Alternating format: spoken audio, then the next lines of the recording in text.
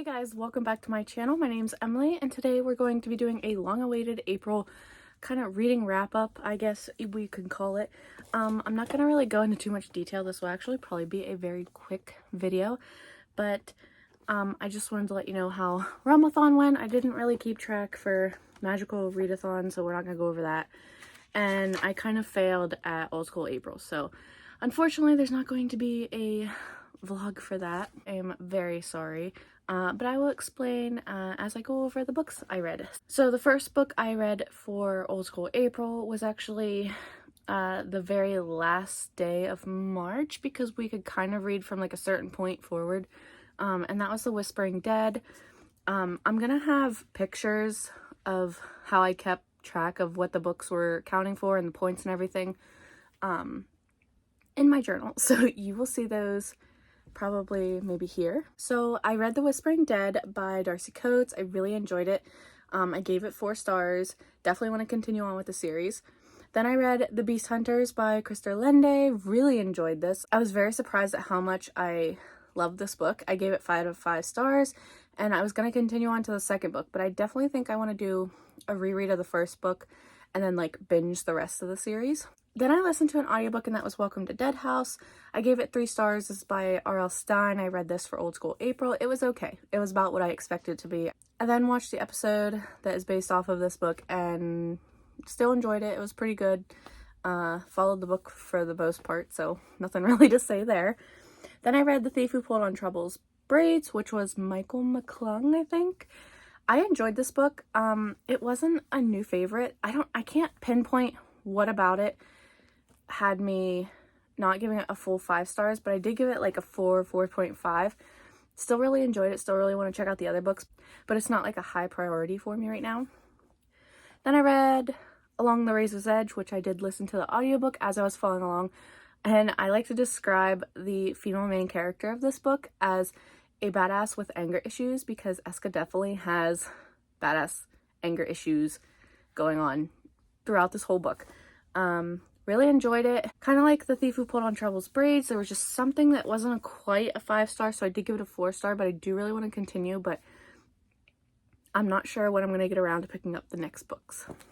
So next I read Cirque Berserk. I absolutely loved this horror book. It was so good. I didn't give it 5 stars because there were just a couple things that could have been fixed with the book, but for the most part, as a horror book, I love this. I enjoyed the kind of like creepy theme park aspect, and how these kids kind of all died there, and like how there's always people that disappear there, and just the lore around the place. And then when this bus full of teenagers goes, and then things start happening, and I was just here for it, and I was rooting for the bad guys because their character story was just so good and I just really enjoyed it. So I definitely would read this book again.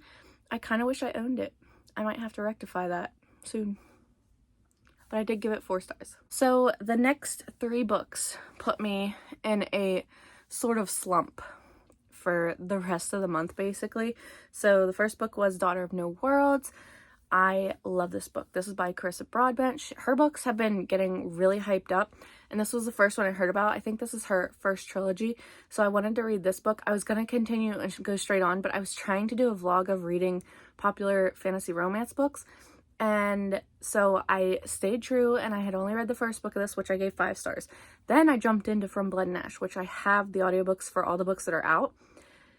And that's where it went downhill, because I have the audiobooks and they were such quick reads and I needed to know what was going to happen. I read From Blood and Ash, gave it 5 stars, absolutely loved it. Got to Kingdom of Flesh and Fire, gave it 5 stars, absolutely loved it. Loved the main character and the love interest. I just love the plot and the twist and just everything that goes along with it. So after I finished Kingdom of Flesh and Fire, I did move on to the third book, The Crown of Gilded Bones, I think it is. I got 63% of the way into it, and I had to put it down because I needed to start reading for peace talks for Realmathon, and you can't see probably all of them, but I did read all 23 of these books in the 48-hour period, and this is where things kind of got weird. I did give all the Demon Slayer manga books 5 stars. The first, like, I want to say maybe like 10 or 11 I have watched the anime for, and then everything after that I haven't, so it was all new and it was very intriguing. So there were more 5 stars toward the end because I already knew the character plot in the beginning and I knew the twists and stuff, so it was just, you know, still really good. I still highly recommend this series. Absolutely loved it. Will definitely be rereading it again. But that kind of cut off my fantasy romance, and I just felt like I couldn't go back to it. I felt like I wasn't going to be able to do it justice. So I did very, very, very soft DNF The Crown of Gilded Bones, and I can understand why a lot of people find that that one's not their favorite in the series, but I was enjoying it, so I'm going to go back to it. I kind of want to wait for maybe all the books to come out because I'm a sucker for binging series. So that happened. So I ended up not counting The Crown of Gilded Bones, even though I could because I read 63%, but I didn't. Because I felt like if I did, it was like counting it as like an actual DNF, and that's just not what it was. So we're not counting it. After the Demon Slayer thing, I didn't read anything till the end of the month. And it was the last 2 days, and that was The House Across the Lake by Riley Sager. Riley Sager is one of my all-time favorite mystery thriller authors, so anything he writes I usually really enjoy. I usually always give 5 stars, so this one was no different. I did give it 5 stars, and I enjoyed it. Not as much as some of his other ones, but I still think like the writing was great and the plot twists were still pretty interesting. The paranormal aspect of this caught me off guard a little bit, so there's that. But anyway, I still really enjoyed it. So I ended up reading a total of 33 books, I believe, 33 or 32, one of those. And that's a lot. That's probably the most I've ever read in a month. And so I'm just really happy that I was able to read that many books, even though 23 of them were manga. I'm still really happy about it. And I got a total point, this is plus and minus, but I have a total points of 1,483 for Realmathon. I had 529 points specifically for Enya. Then I took away 81 points from Ilma, 15 from Sanctum, and then 858 from Cyrus, and that was mostly because I used all my attack points from my Demon Slayer mangas on Cyrus because I feel like romance is just so easy to read and I feel like they were doing really well, so I attacked them. I'm sorry, not sorry. And then I had 1 3-star, 16 4-stars, and 16 5-stars. Again, most of those come from the manga.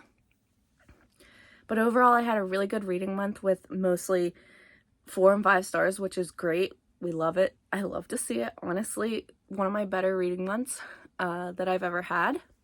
I was going to do the average rating, but I never got around to like calculating it out, but I'm assuming it'd be like 4 point something or whatever. So we'll just go with it at that. So that was everything that I read in April. I had a fun time participating in Realmathon, even though I kind of got slumpy there after peace talks and everything. But I ended up reading one more book at the end of the month, so I'm still really happy about it. I had a great time. I loved getting to see all the sprints and participating in those and just seeing what everyone else was reading. So I know it's a little late, but thank you to Cassidy and all the hosts for Realmathon. And I can't wait till Realmathon comes around again because I will definitely be participating. So yeah, if you like this video, like it down below, comment letting me know if you participated in Realmathon and how many books did you read. And subscribe if you want to, I'd greatly appreciate it. And until my next video, I will see you guys again soon. Bye!